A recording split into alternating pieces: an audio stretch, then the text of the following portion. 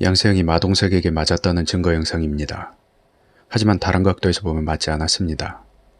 이 두 영상을 동시에 봐야 진실을 알 수 있습니다.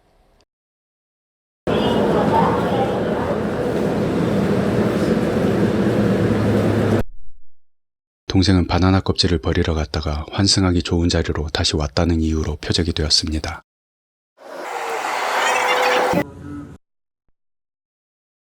타면서 경찰 3명이 앞뒤로 꼼짝 못하게 포위합니다.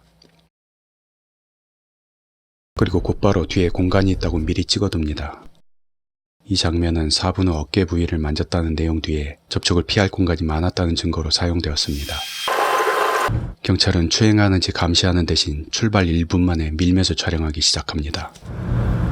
의도가 드러난 이상 한 번으로 끝나지 않습니다. 내내 뒤에 바짝부터 밀고 있습니다. 하지만 이 장면을 보면 동생은 닿지 않으려고 몸을 뒤로 빼고 있었다는 걸 알 수 있습니다. 경찰들끼리 뭔가 사인을 주고받습니다.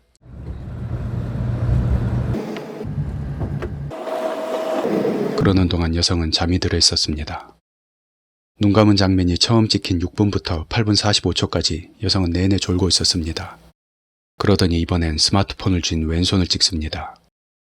어깨라고 했던 부위가 한 달 뒤 조사에는 겨드랑이를 만진 걸로 바뀝니다. 경찰이 이가 처음보다 더 심하게 밀고 있습니다.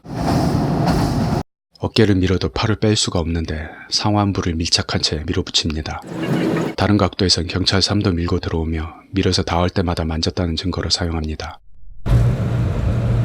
구로역 도착 10초 전 경찰이 동생의 가방을 눌러 여성을 깨웁니다. 이 장면은 항소심 기각 이후에 여성이 봤다는 내용 3번째에 해당합니다. 열차가 속도를 줄이면서 멈추기 8초 전 동생이 새끼손가락을 펴니다. 경찰은 이 순간 여성을 추행했다고 합니다. 하지만 몸이 앞으로 밀리는 와중에도 자세히 보면 손가락은 떨어져 있습니다. 열차가 멈추는 순간 이때 접촉이 발생합니다. 그런데 새끼손가락은 왜 폈을까요? 동생은 20년 넘게 기타 연주를 해왔으며 이 동작의 이유를 동영상 항소심 편에 자세하게 설명했습니다. 열차가 멈추는 순간 앞 사람에게 넘어지지 않기 위해 필요한 힘을 측정했습니다. 여기에 급정거와 경찰이 미인 힘이 더해집니다. 하지만 동생이 밀린 거리는 여성과 2배 넘게 차이가 납니다. 몸이 닿지 않기 위해 특히 하체가 닿지 않도록 발끝에 힘을 주고 버텼다는 겁니다.